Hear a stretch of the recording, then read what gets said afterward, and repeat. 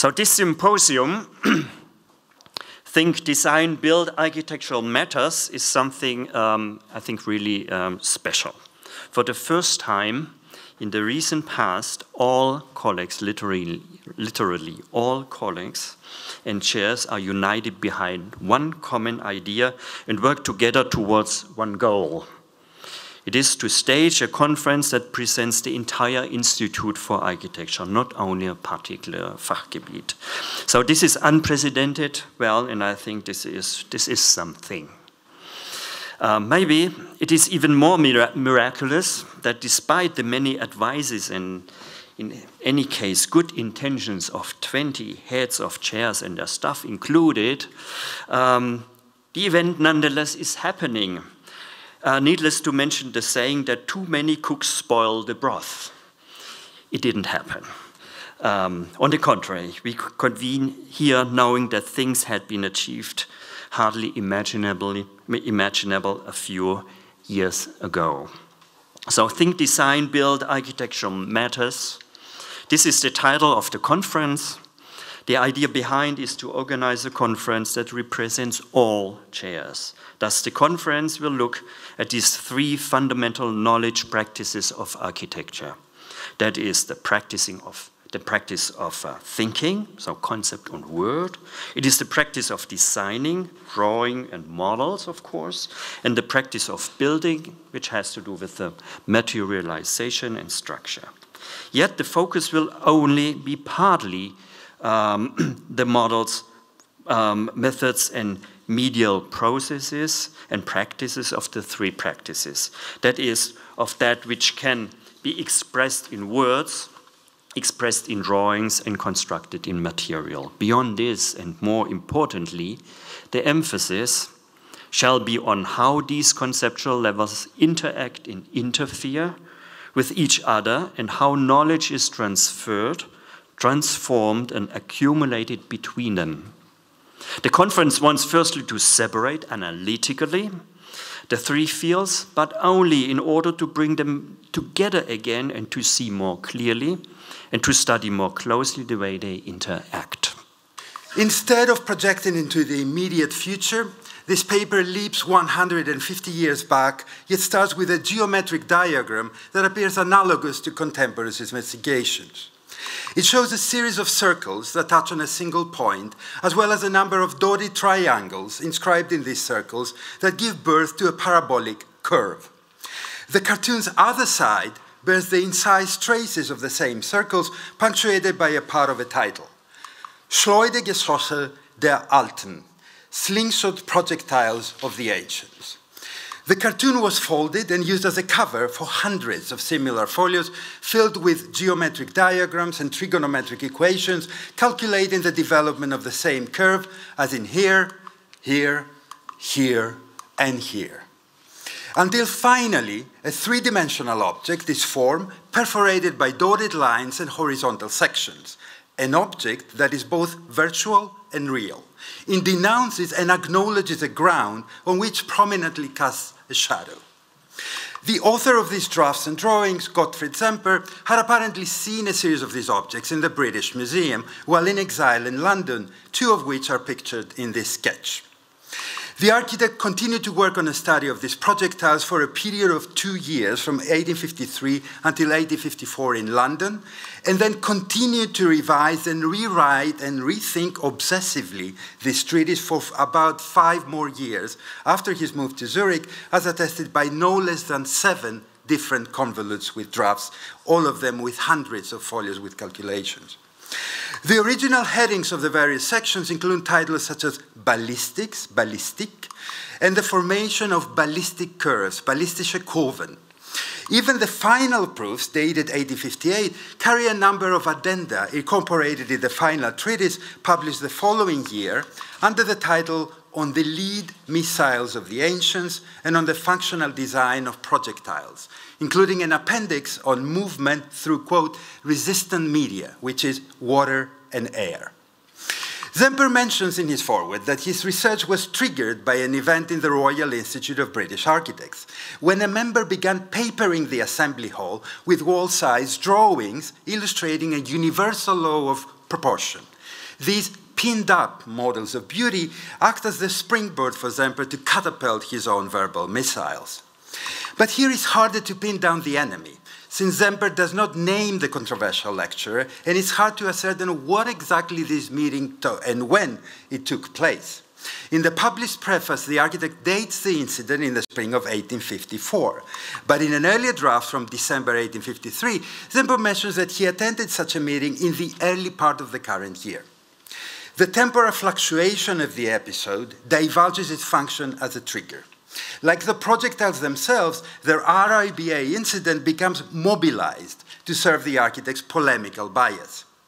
The most obvious candidate behind the unnamed lecturer, as pointed first by Wolfgang Herrmann, is David Ramsay Hay, artist and theorist who had earlier published a number of books on the principles of beauty in art, nature, and design.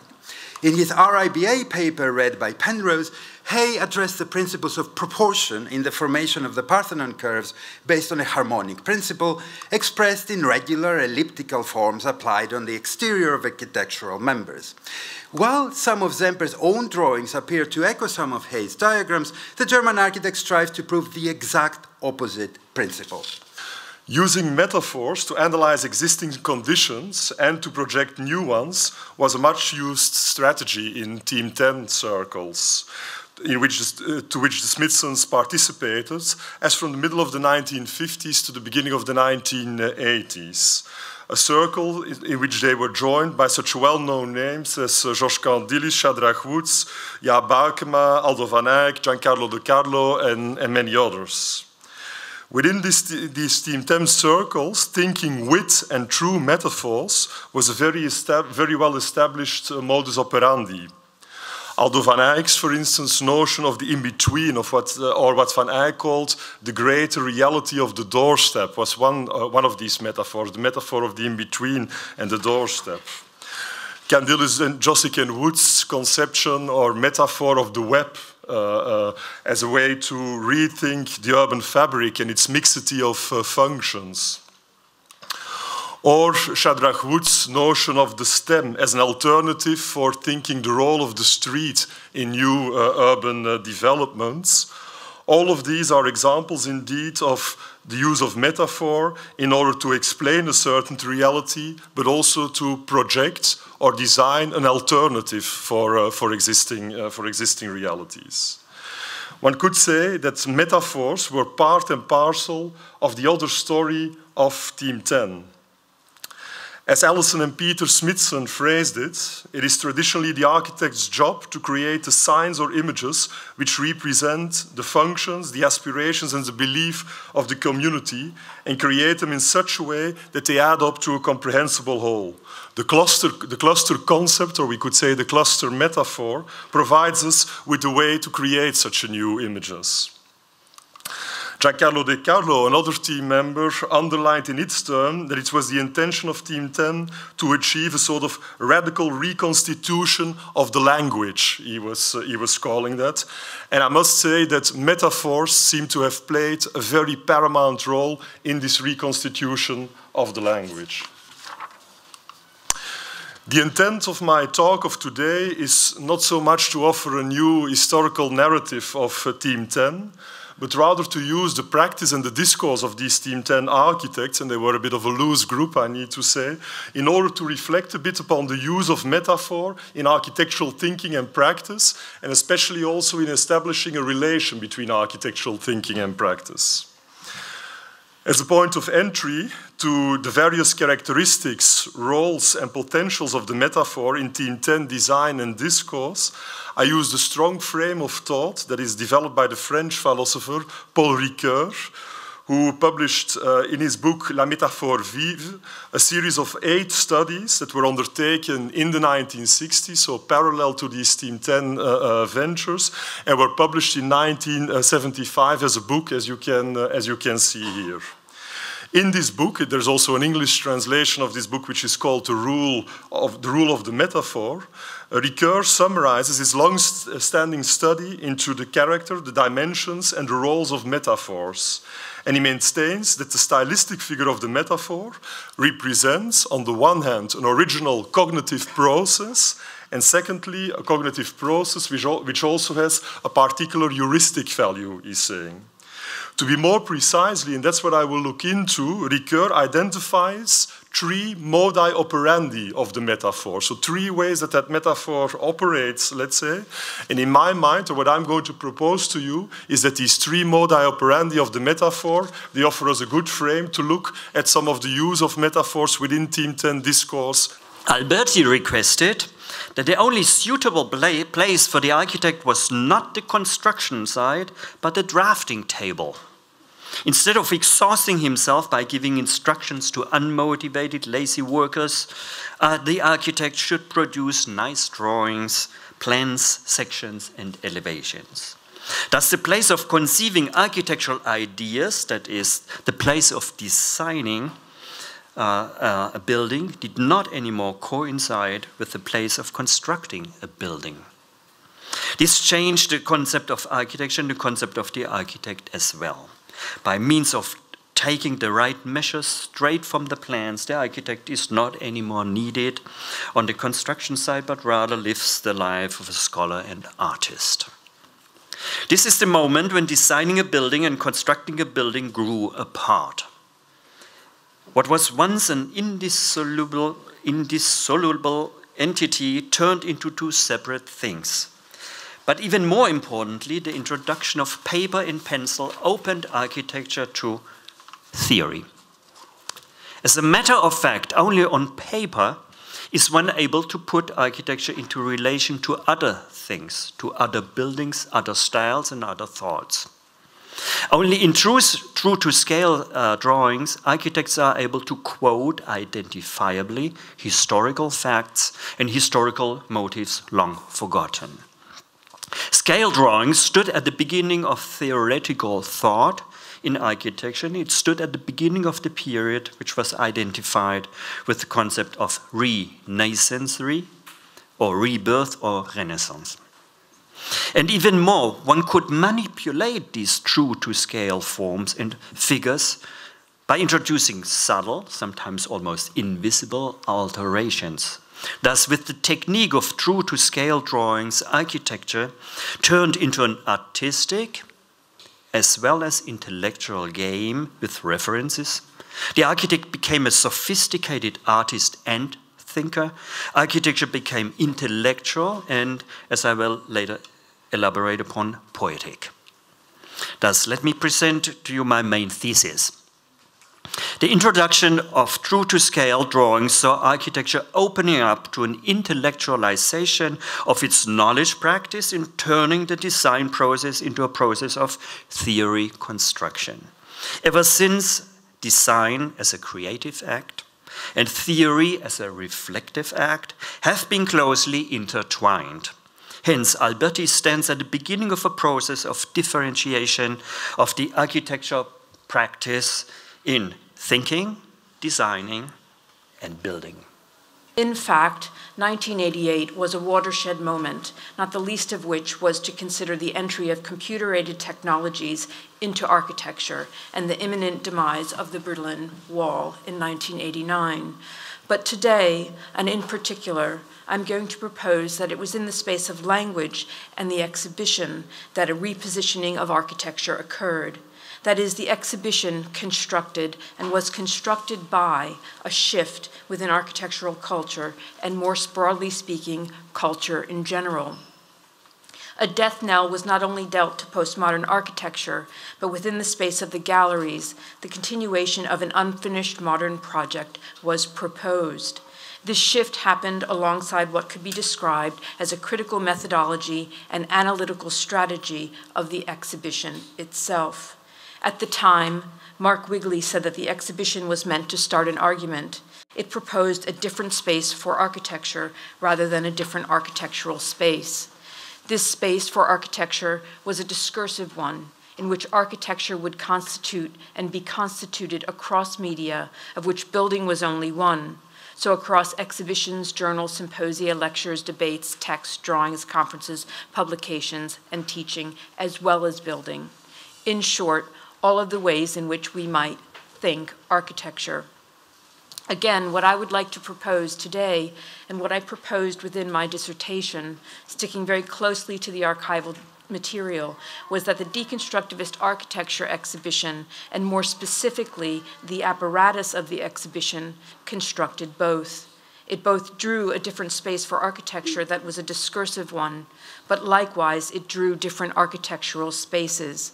This was a time when the exhibition, despite it being small in size, and the language which surrounded architecture functioned as a site not only for the reinvention of architecture, but the reinvigoration of the discourse. This reinvigoration happened as much through the apparatus of the exhibition as it did in the spaces of the drawings and texts of the architecture projects themselves. The apparatus of the exhibition became a medium and a site, that is, the space of ideological experimentation, and the works in the exhibition maintained an analogous rather than representational relation to building. Moreover, it could be said that drawing functioned as a medium of ideological experimentation, and there was an analogous relationship between text, drawing, exhibition, and architecture. This relation was no longer one of representation, but one of inhabitation. That is, and as Derrida would say at the time, the relation was one of a structural transference of thought in which text, exhibition, drawing, and architecture, and now philosophy, stood akin. This is a mistake unforgivable for any architect in the early 19th century, to miss the relationship between the niche and the window on the other wall. But it is here justified because we just split it. Right? Try to describe that in words and you win a prize. This series of splits and differentiations, such as they are also to be found at Gärtner House in Potsdam, exhibit their historical hierarchy in the displacement of materials. A sequence of gradation, as you can see it here with the coarse blocks in the garden wall, which does nothing but shield the garden, with these enormous rough blocks finally graduating to classic ashlar, and in the end being mere incisions in the stucco. So this hierarchy from the oldest marshalling of stone that happens to lie around on the field to something you can only do in a drawing. You can only design in the equivalent of a drawing, which is the neutral and blank wall, is precisely such an operation that defies outright any kind of purely verbal articulation, nor does it obey the ontology implied, that first there was the Word, right? The Word was with God, and from there it went all the way down. Huh? But in fact, what it relates to most specifically is the great obsession, and here is a true paradigm of the time, the invention of stratigraphy. 1810, Baron Cuvier delivers the study of the Basin of Paris as the history book of the Earth in Paris. Naturally, where else would you go, right? If you want to study the history of the Earth and you're Parisian, you would study it in Paris. And indeed, it is this Paris base. This stratigraphy is the one paradigm that begins to invade, one might almost say, that begins to reformulate approaches to almost anything, and certainly to architecture. Because what this implies is there is something below ground, and there may be many things above ground, and we can't see either. But for that reason, they are not absent from the concept of architectures. Now, this puts me in mind of, and forgive me for doing this, it's intolerable in Germany at this day, where it said, what was the film, Fuck Goethe or something?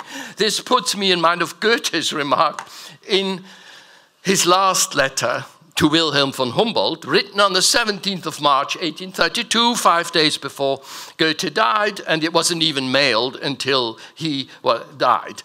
Now, in this letter he says, at this point, the manifold connections between what is conscious and what is unconscious come into being, it matters that Goethe points to musical talent as a case in point, adding that in, and I quote him again in my own translation, constructing a score, conscious and unconscious activities will interweave like warp and weft. This is too beautiful to let go. Hier treten nun die mannigfaltigen Bezüge zwischen Bewusstem und Unbewusstem ein. Denke man sich ein musikalisches Talent, das eine bedeutende Partitur aufstellen soll. Bewusstsein und Bewusstlosigkeit werden sich verhalten wie Zettel und Einschlag. Now here's a good way of using words.